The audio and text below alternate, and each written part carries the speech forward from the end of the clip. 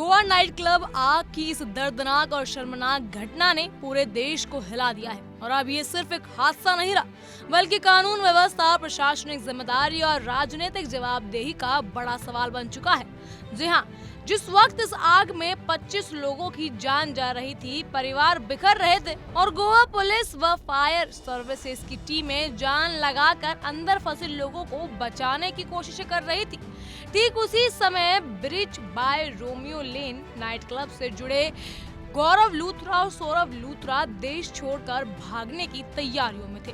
यही नहीं, अधिकारियों के मुताबिक 7 दिसंबर की रात 1:17 पर जब वहां धुआं और चीख पुकार का माहौल था, तब इन दोनों भाइयों ने मेक माई ट्रिप पर थाईलैंड जाने की टिकटें बुक कर ली थी।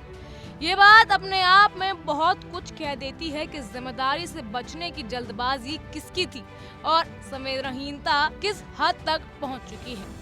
सूत्रों के अनुसार दोनों भाई अब थाईलैंड में हिरासत में लिए जा चुके हैं और भारत सरकार ने उन्हें वापस लाने की प्रक्रिया शुरू कर दी है। गोवा सरकार ने विदेश मंत्रालय से उनका पासपोर्ट रद्द करने की मांग की है और सीबीआई के अनुरोध पर इंटरपोल की ब्लू कॉर्नर नोटिस भी पहले ही जारी की जा चुकी है।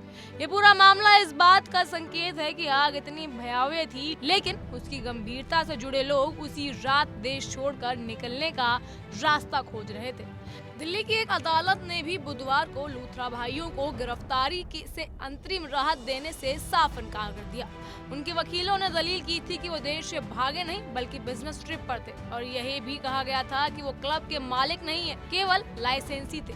उनकी तरफ से ये तर्क भी दिया गया कि दिन प्रतिदिन का संचालन क्लब के स्टाफ के हाथों में था, लेकिन जिस तरह अधिकारियों ने टिकट बुकिंग और भागने की टाइमलाइन सामने रखी, उसने इन दावों पर कई सवाल खड़े कर दिए। इधर गोवा पुलिस ने क्लब के 5 मैनेजरों और कर्मचारियों को गिरफ्तार कर लिया। आग आधी रात के आसपास लगी और कुछ ही मिनटों में पूरे स्थल को अपनी चपेट में ले लिया। राजधानी पणजी से करीब 25 किलोमीटर दूर अरपेरा में बने इस नाइट क्लब में हुई तबाही के बाद अब भारत और थाईलैंड की एजेंसियां मिलकर दोनों भाइयों को भारत लाने की प्रक्रिया अब तेज हो रही है।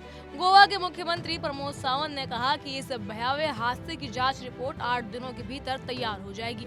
साथ ही सरकार ने पीड़ित परिवारों को मुआवजा देना शुरू कर दिया है और राज्य भर में मनोरंजन स्थलों में सुरक्षा ऑडिट भी कड़े कर दिए गए हैं। लेकिन यह सवाल अभी भी जनता के मन में गूंज रहा है कि 25 लोगों के जीवन की कीमत क्या सिर्फ कागजी लाइसेंसों और ऑपरेशनल बहानों से चुकाई जा सकती है, और क्या जिम्मेदार लोग हर बार हर आम नागरिकों की कीमत पर बच के निकलने की कोशिश करते रहेंगे। यह हादसा केवल एक नाइट क्लब की लापरवाही नहीं, बल्कि प्रशासनिक निगरानी, राजनीतिक इच्छा शक्ति और सार्वजनिक सुरक्षा तीनों की परीक्षा बन चुका है और देश देख रहा है कि सच में जवाबदेही तय होती है या फिर ये मामला भी बाकी हादसों की तरह धीरे धीरे धुंध में खो जाएगा।